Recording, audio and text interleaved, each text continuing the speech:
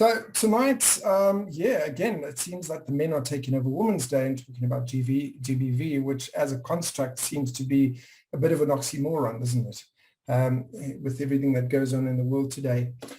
My personal thanks goes out to PSASA for organizing this wonderful conference, for allowing us this platform to chat about these things and just to bring different ideas to the table and just to show different things. So my name is Martin Pelders. I'm the founder of Matrix Men, and I've been working in the GBV space for about 12 years now. In those years, I've seen and heard and experienced a hell of a lot. It's not been nice, but one of the things that I've noticed is that the space is very genderized and it's very biased. Even when it comes to research, research is often shaped by bias. People come into this all with a preconceived idea. So I've titled today's talk as Why We Won't End GBV and Sexual Abuse in South Africa. The title of my talk tonight is supported by the reality that despite all of our efforts, presidential summits, conferences on GBV, conferences on rape and sexual abuse, year on year, we just see a consistent rise in the numbers of people that are getting raped, abused, and sexually abused. So we need to start rethinking. Often the idea of, the definition of insanity comes to mind. So what is the definition of insanity? When we bang our heads against the wall and we expect a different result. Yet for the last 50 years, we've been coming with the same approach, and we've just ramped it up and we've changed a couple of things, and we've thrown into the mix things like toxic masculinity and men are trash and patriarchy must fall and all that sort of stuff. And still, it's not changing anything. Despite all of this, I actually think it's inflaming the situation. So where are we going wrong, and why is the current narrative this? Another issue that we face in establishing true numbers in this country is also that society likes to push this construct about GBV. It's a tragedy that is faced by women only, it's perpetrated by men, that women are the true and only sufferers of said violence, and thus all efforts in combating the scourge of GBV on this society should be done as a reactive response. And all we do is mend victims. And there are plans to empower these victims with skills like beading, sewing, knitting, and whatever the case may be, and sending them out into the wide world with their children and saying, there you go, we fixed you now, go and make your way. And sadly, one of the facts that we don't face is that a woman will get in and out of 7 different abusive relationships before they actually get to the reality that it's not always about the partner, it is about my choices. And these are sad facts, and we're not looking at these things. Also, the narrative flies in the face of research that's emerging from areas like neuroscience, where we've discovered that the standard hierarchy of needs espoused by Maslow is in fact not 100% correct. Maslow puts air that we breathe, food, water as the basic need, but neuroscience is finding that air naturally is the first need, but connection is one of the first things that a child seeks when they come out of the womb, out of that warm, cozy place where they've been for 9 months. They want connection. They want to be in their father's arms. They want to be in their mother's arms. So much so that doctors have changed the way that they deliver children. So the child comes out, they would normally have rushed them off and suctioned and weighed and measured and done all of that sort of stuff. They've now reversed that. They go take the child, put it in the mother's arms, they let them spend time, and then they come and say, we need to check the baby, and off they go. So things are starting to change. So where does it all begin to go wrong? My firm belief is that children are born as a blank slate. Let's look at a modern age analogy of what I mean, right? Let's take the computer, for example. There are 2 major centers of memory in a computer. The one is the random access memory, where the basic programming of the computer lies. It stays there, right? And the second one is the hard drive, right? So the basic RAM in our brains would be an area of the brain called the medulla oblongata, which we basically name the primal brain. And in the primal brain are the functions that we need to survive on a daily basis. Breathing, heart rate, kidney, liver, all that sort of function is all controlled by the medulla oblongata. Essentially, we can't even get in there to change it. And if we could, we'd probably destroy our lives, right? The next major area, the hard drive, where we store the documents that we create as we go through life. Our thoughts, our memories, the pictures, the experience and everything, these are stored in what we call the hippocampus or the neocortex or the amygdala. And those areas of memory then work together with the prefrontal cortex, and slowly you develop these abilities to make cognitive decisions about life. And these things are then help us function on a daily basis. So in the process, where's the most logical area where viruses can get into our systems, where the viruses can invade us and start messing things up? And that's through our internet connection, right? The fiber, it's getting faster these days. So the internet connection is our connection with the outside. It's the only way a virus can get in. Now, when we look at the Maslow's basic hierarchy of needs, we'll see that connection is one of the most important ones. And if we remove, I break Maslow's hierarchy of needs down to three pillars. So the one is security. The next one would be love. And the third one would be sustenance. So when I say security, it's a place to stay, it's clothes, it's food, it's protection, it's safeguarding, it's all that sort of stuff. When we talk love, we talk hugs, kisses, support, and all that sort of thing. And when we talk sustenance, we talk in mental, emotional sustenance. So in other words, encouragement, exhortment, praise, and support. You can do it, my girl. You can do it, my boy. You're fantastic. You're amazing. You can do anything that you set your mind to. Now, if we take away one of those three pillars, and those three pillars are essentially programmed into our medulla oblongata, right, or the primal brain. They are basic needs for survival. And if we take away one of those three pillars at home, the child will go out and try and find it elsewhere. And believe you me, there are enough viruses out there that will be quite happy to teach your child the wrong sort of love, the wrong sort of sustenance, support, and security. We see kids getting involved in gangs. That gives them a sense of family life, gives them a sense of security. And these are wrong. So why the long explanation on scientific names about the brain? I'm trying to illustrate that anybody, given the right set of circumstances, can become abusive or even a murderer. Any child denied these three pillars in life will become an abuser of sorts, either of themselves or of others. The sort of basic programming cannot be ascribed to a particular gender. You might say that men have a high propensity to violence, but as Craig explained in the earlier one, we have more strength. But I can guarantee you that even the most timid of ladies, given the right triggers, will have a propensity toward violence. They will lash out. So you can't ascribe violence to any particular gender. The only big difference is that men have more strength, and therefore the outcomes of said violence are more obvious, right? More bruises, more broken bones, that sort of stuff. Now, how does this all play out in the GBV space? There's several omissions when it comes to the speak and research of GBV, and we've genderized a space with terms like it impacts women the most. Most victims are women. Another often heard phrase is that men use their power to control women. This is not true, because essentially men are looking for connection. We're not looking for control. Healthy men, as you know, there's always an if and a but here, right? But healthy men aren't looking for control. They're looking for connection, right?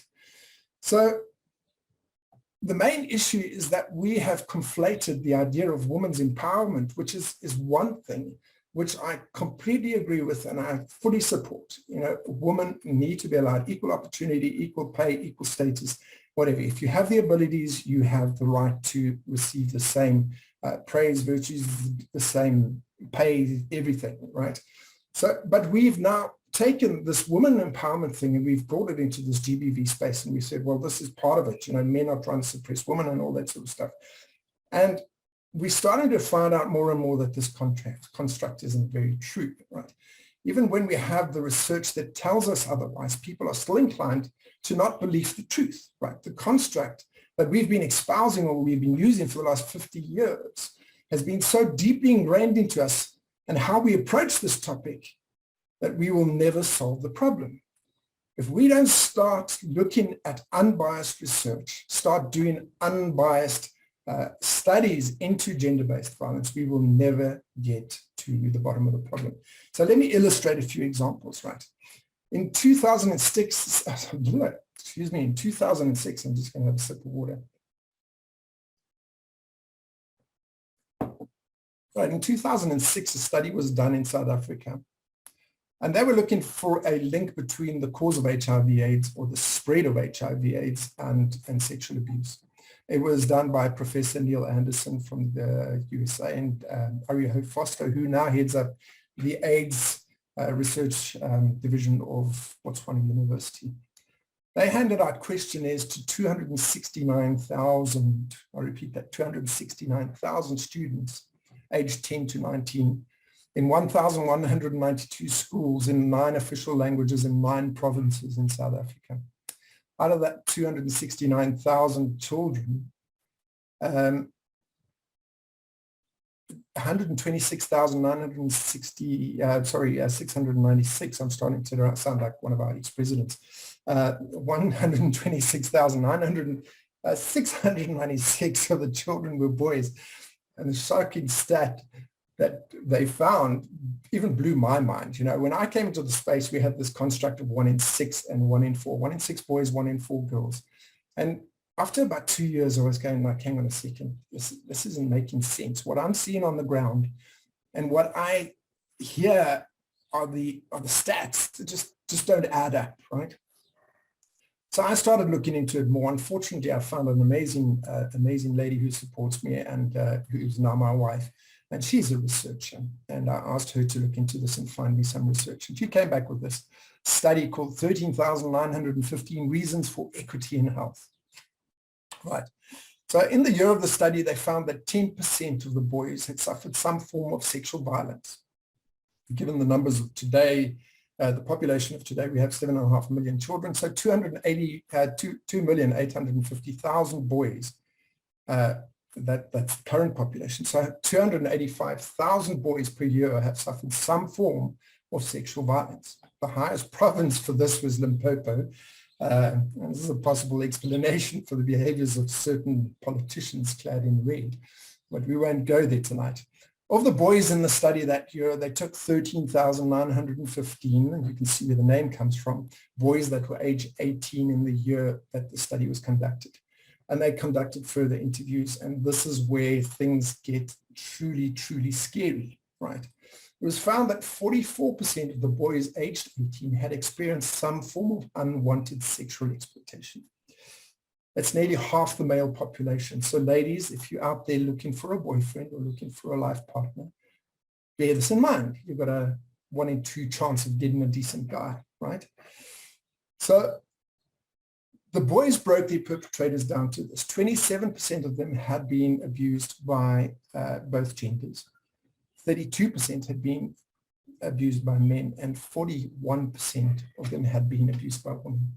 This is another area where we go. Women are nurturers, women are caring, women are, supportive and all that sort of thing. We don't see them as perpetrators of sexual violence, but right here it's there. And this has been proven in a couple of studies, right? So then, as if these numbers aren't shocking enough, I think what Ariel Foster, one of the researchers, told me when I was chatting to him, he said that the most shocking stat for him is that these boys are 4 times more likely to perpetrate a rape. That's a very high number. It works out to about 11% of the boys will actually go on to perpetrate a rape. So we can see where this escalation, this crazy cycle and growth of GBV and sexual exploitation or sexual violence in this country is coming from. I mean, we have the highest stats in terms of rape. We have the highest, we were the worst in terms of the spread of HIV/AIDS. In terms of gender-based violence, in terms of femicide, we hold records for all the wrong reasons, and it's just not cool. And we need to start talking about these things. And yes, Jan, sorry, I haven't seen the stats from the SAPS at the conference, the presidential summit on GBV. And yes, absolutely, hurt people do hurt people. Thank you. So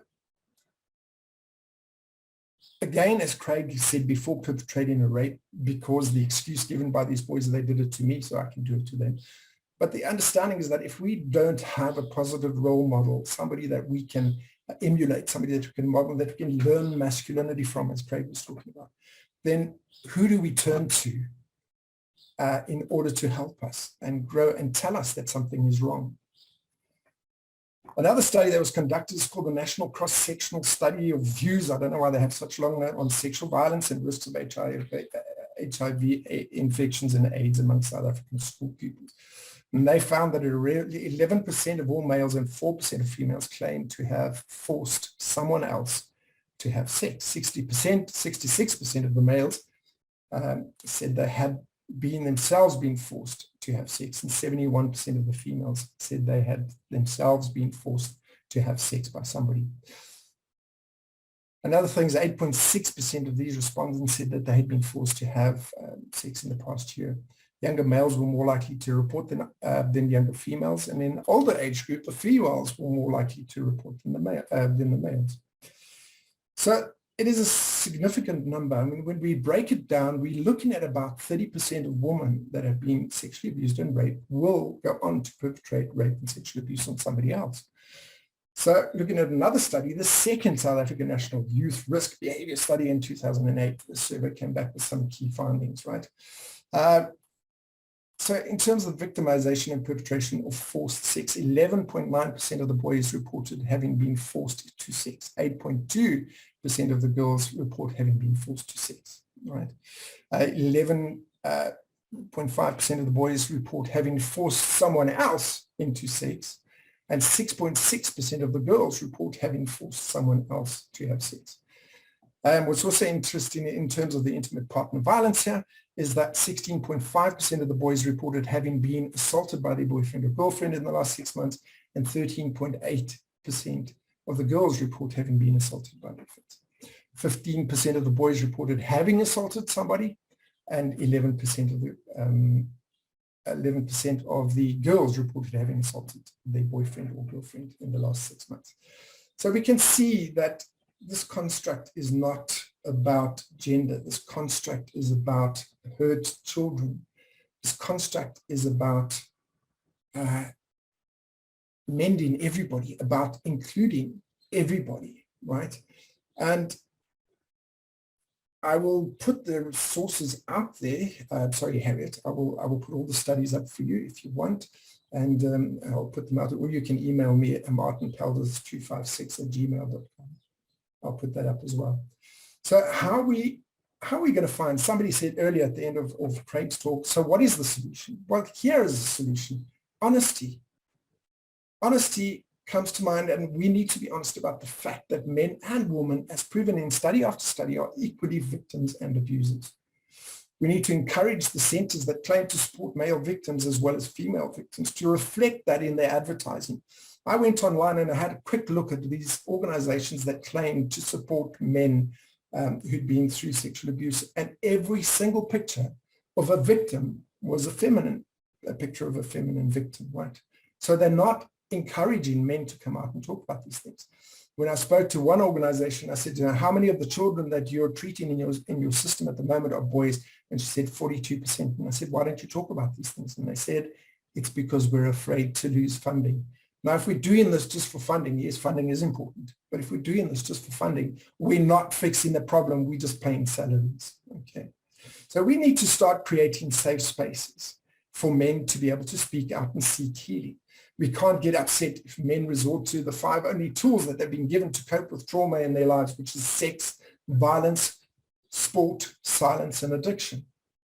We're told from a very young age that cowboys don't cry, yet the whole world gets incredibly upset with them when they pull out their pistols and they start shooting as many victims as they can. Then we come out with the labels: men are trash, masculinity must fall, all that sort of stuff. And that's not helping. So why don't we change the narrative? Why don't we look at fixing broken boys and girls equally so that we can begin to heal our nation? And that's me. Let's create these spaces. Let's make it an equal thing for everybody. My name is Martin, and I am a survivor of sexual abuse and rape. Thank you very much for your time.